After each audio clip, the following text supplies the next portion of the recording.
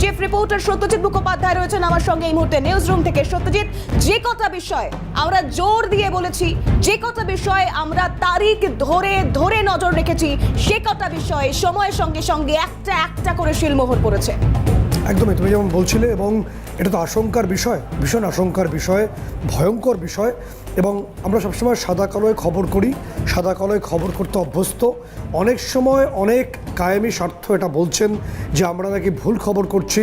মিলিয়ে নেবেন সময়, তারিখ, দিনক্ষণ দিয়ে একদম প্রত্যেকটি খবরের শিলমোহর। এবং দর্শকদের জন্য বলবো যে শুধু সময় ধরে ধরে ঘড়ি ধরে ধরে মিলিয়ে নেবেন যে সিএন কি বলছে, এবং তার প্রত্যেকটিতে দেখুন শিলমোহর পড়ছে একে একে একে একে। এবং নির্দিষ্টভাবে তুমি দেখবে যে শুক্রবার বিকেলের পর থেকে রাত পর্যন্ত, গভীর রাত পর্যন্ত তুমি দেখবে ঢাকা জুড়ে, রাজধানী জুড়ে, বাংলাদেশ জুড়ে যেরকম একেবারে থমথমে অবস্থা, ত্রজ্জস্পর্শ এবং গুলি গোলা কিছু বাদ নেই। এরকম একটা অবস্থার কথা আমরা বহুবার আগেই বলেছিলাম, অনেক আগেই বলেছিলাম যে এরকম একটা অবস্থা হতে চলেছে।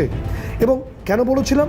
তথ্য আমাদের কাছে আসছিল, আমরা জানতে পারছিলাম যে বাংলাদেশের জামাত বা জঙ্গি গোষ্ঠীগুলো ঠিক কী করতে চাইছে, ঠিক কী করতে চাইছে বলেই আমরা সেটা কিন্তু আগে দেখিয়েও দিয়েছিলাম। এবার যে বিষয়টি আসছে তা হলো যে আমরা গত কাল থেকে, শুক্রবার থেকে দেখেছি যে শেষ পর্যন্ত বাংলাদেশের সেনাবাহিনী তারা রাস্তায় নেমেছে, ঢাকায় নেমেছে, আর্মি ডিপ্লয়মেন্ট হয়েছে। এবং ওয়াকারুজ্জামান তিনি সন্ধ্যাবেলা বৈঠক করেছেন, 10 জন যে ওদের জিওসি রয়েছে, অর্থাৎ যারা এরিয়া কমান্ডার রয়েছে, তাদের সঙ্গে বৈঠক হয়েছেন, লেফটেন্যান্ট জেনারেলরা ছিলেন এবং সবাই ছিলেন। তারপর আমরা কি দেখলাম, আমরা স্ক্রিনে দেখাবো যে সমস্ত সেনা আধিকারিক, সেনা কর্মীদের বিভিন্ন সোশ্যাল সাইটে যে আইডেন্টিটি আছে বা বিভিন্ন তাদের সোশ্যাল সাইটে অ্যাকাউন্ট আছে, সেখানে বাংলাদেশ সেনার তারা জয়গান করলেন, অর্থাৎ সেনা প্রধানকে সমর্থন করলেন সরাসরি। এগুলো আমরা পরে বলছি। তার আগে যেটা গুরুত্বপূর্ণ বিষয়, কি সিদ্ধান্ত হয়েছে? সিদ্ধান্তটা হয়েছে যে বাংলাদেশে এখন থেকে গাঢ় সবুজ পতাকার মধ্যে যদি আইসিসের কথা লেখা থাকে বা হিজবুত তাহরির কথা লেখা থাকে, ব্ল্যাক ফ্ল্যাগ হয়, কোনো কথা হবে না, সঙ্গে সঙ্গে সেনাবাহিনী সে সমস্ত মৌলবাদী জঙ্গিদের গ্রেপ্তার করবে। সেই ছবি আমরা স্ক্রিনে দেখাচ্ছি বা দেখাবো নির্দিষ্টভাবে কীভাবে একে একে জঙ্গিগুলোকে গতকাল থেকে গ্রেপ্তার করা শুরু করেছে বাংলাদেশ সেনাবাহিনী। এবং তার পাশাপাশি রাত পর্যন্ত একেবারে ছবি রয়েছে আমাদের কাছে যে সেনা কর্তা, সেনা অফিসাররা রাস্তায় রয়েছেন। 5ই অগস্টের পরে প্রথম তারা রণংদেহী মূর্তিতে রাস্তায় নামলেন, তারা ওপেন ফায়ার করেছেন, সেই ছবি আমরা দেখাচ্ছি। এবং নির্দিষ্টভাবে সেনা অফিসাররা কেন ফায়ার করতে বাধ্য হলেন, তার আগে যে প্রেক্ষাপটটা যদি আমরা বলছিলাম যে আমরা কী কথা বলেছি, আমরা বলেছি 26শে মার্চ এখনও হয়নি, ওই দিন ইউনূস চীনে চলে যাচ্ছেন, আবার তিনি মধ্যরাতে দেশ ত্যাগ করছেন। কেন? তার একটা কারণ তো আছে। তার আগে যে বিষয়টা আমরা জানতে পারছি যে তুলসী গ্যাবার্ডের এই যে সফরটা, এটা ভীষণ গুরুত্বপূর্ণ বাংলাদেশের ক্ষেত্রেই। তুলসী গ্যাবার্ডের সঙ্গে আমরা যে তথ্য পাচ্ছি এখনও পর্যন্ত আমাদের কাছে এসে পৌঁছচ্ছে 17ই মার্চ রাত তখন 2:40 নাগাদ তুলসী গ্যাবার্ড একটা গোপন বৈঠক করেন বলে গোয়েন্দা সূত্রে আমরা খবর পাচ্ছি। এবং সেই বৈঠক দিল্লির বুকেই হয়, শেখ হাসিনার সঙ্গে হয় বলে আমাদের কাছে গোয়েন্দা সূত্রে খবর আসছে। এবং সেই বৈঠকে কি ভারতের এনএসএ অজিত ডোভাল ছিলেন? আমরা বলতে পারবো না, আমরা সেই তথ্য জানি না, হয়তো বা জানলেও সেটা আমরা জানানোর প্রয়োজন বোধ করি না। কিন্তু আমরা এই বিষয়ে কোনো সিদ্ধান্তে আসছি না। আমরা যে গোয়েন্দা সূত্রে জানতে পারছি যে তুলসী গ্যাবার্ডের সঙ্গে শেখ হাসিনার যে বৈঠক হয়, সেখানে শেখ হাসিনা তিনি নির্দিষ্টভাবে 32 নম্বর ধানমন্ডির যে ভাঙচুরের ঘটনা, সেই তথ্য তুলসীকে তুলে দেন। তুলসী গ্যাবার্ড জানতে চান যে এই বাড়িটি ভাঙা হয়েছিল কেন। তখন শেখ হাসিনা পরিষ্কার বলেন যে এই বাড়ি থেকেই মুক্তিযুদ্ধের আলোচনা, মুক্তিযুদ্ধের সূত্রপাত, ফলে মুক্তিযুদ্ধকে ডেমলিশ করতে, তাকে সাপ্রেস করতে বাড়িটা ভাঙা হয়েছে।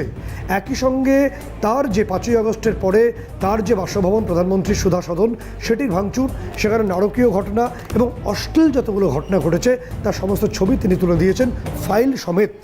এর পাশাপাশি 5ই আগস্টের পর থেকে বাংলাদেশ জুড়ে নোয়াখালী, খুলনা, চট্টগ্রাম, যেখানে যত সংখ্যালঘুদের উপর নির্যাতন, খুন, ধর্ষণের ঘটনা, তার আনুপার্বিক বিবরণ গ্যাবার্ডকে তিনি দিয়েছেন।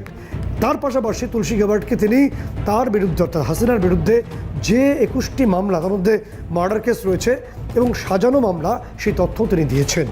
এরপর 18ই মার্চের এই রাত্রিবেলার ঘটনা এবং তার পরবর্তী প্রেক্ষাপটটা বলি, তাহলে বুঝতে সুবিধা হবে।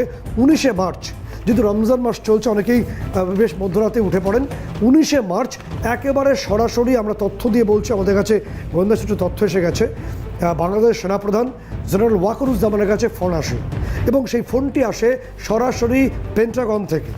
পেন্টাগন থেকে ফোন আসে, আমাদের তথ্য এসে পৌঁছচ্ছে, গোয়েন্দা রিপোর্ট এসে পৌঁছচ্ছে, তাতে জানা যাচ্ছে যে ফোনটি আসে, কথোপকথন হয় ওয়াকারুজ্জামানের সঙ্গে মার্কিন সেনা আধিকারিকদের, জেনারেল পদমর্যাদার অফিসারদের কথোপকথন হয় এবং প্রায় 46 মিনিট পর্যন্ত সেই কথোপকথন হয়। সেখানে পরিষ্কারভাবে বলা হয় যে নির্দিষ্টভাবে হাসিনার প্রত্যাবর্তনের একটা সম্ভাবনার কথা সেই ফোনে চলে আসে বলে আমরা জানতে পারছি এবং একই সঙ্গে একটা ইনক্লুশন অল পার্টি ইনক্লুশন তারা নির্বাচন চাইছেন, আমেরিকা চাইছে সর্বদলীয় একটা নির্বাচন চাইছে, সেই তথ্য জানানো হয় এবং পরিষ্কারভাবে বলে দেওয়া হয় যে মৌলবাদী সন্ত্রাসবাদীদের ওপর ক্র্যাক ডাউন করতে হবে, কোনো রকম রেয়াত করা চলবে না। এবার তোমার আমি প্রেক্ষাপটে চলে আসি। শুক্রবার দিন জামায়াতের তরফ থেকে, হিজবুত তাহরির তরফ থেকে তাদের যে ঢাকার যে বিরাট যে ধর্মীয় স্থান, সেখানে নির্দিষ্ট সময়ের পরে সেখান থেকে এই হিজবুত তাহরি, এই জঙ্গি গোষ্ঠীগুলো বেরিয়ে একেবারে সেনানিবাস দখল করবে, দখলের চেষ্টা কালকে করা হয়েছে, সেই ছবি আমরা জানি এবং সেই তথ্য সেনাদের কাছে পৌঁছে গেছিল এবং ক্র্যাকডাউন শুরু হয়। সেনা অফিসাররা, সেনা আধিকারিকরা, কর্মীরা, তারা জওয়ানরা রাস্তা নেমে পড়েন, ডিপ্লয়মেন্ট করা হয়, রাত পর্যন্ত গোলাগুলি চলে এবং গতকালই যে ছবিটা ছিল, যে গতকাল শুক্রবার দিনই নির্দিষ্টভাবে নির্ধারণ করা হয়েছিল যে সেনানিবাস দখল করে নেওয়া হবে এবং সন্ধেবেলা ওয়াকারুজ্জামান তিনি সমস্ত এরিয়া কমান্ডার এবং লেফটেন্যান্ট জেনারেলদের সঙ্গে বৈঠকে বসেন। তিনি বুঝতে চান তার দিকে ঠিক কত পার্সেন্টেজ যে সেনা অফিসারদের সমর্থন আছে এবং আসার কথা এখনও পর্যন্ত বাংলাদেশের অন্তত 85 to 90% বা তারও বেশি সেনা অফিসাররা সরাসরি ওয়াকারুজ্জামানকে সমর্থন করেছেন এবং তারা তাদের যে সোশ্যাল সাইটের অ্যাকাউন্ট রয়েছে সেখান থেকে সে তথ্য জানিয়েছেন। বাংলাদেশ সেনার সমর্থনে তারা অনেক বড় বড় গর্বিত যে বাক্য ব্যয় করেছেন, তারা লিখেছেন এবং যে ছবি আমরা জানতে পারছি যে হাসনাত আবদুল্লাহ একটা ফেসবুক পোস্টে কি লিখছেন, সেনার বিরুদ্ধে লিখেছেন। হাসনাত আবদুল্লাহ বলেছেন যে সেনা কাছে তারা গেছিলেন যে এই আসন নিয়ে দর কষাকষি করতে এবং সেখানে সেনা অফিসার বা জেনারেল ওয়াকারুজ্জামান তাদেরকে পত্রপাঠ বিদায় করে। এটা একটা ন্যারেশন তিনি দিচ্ছেন।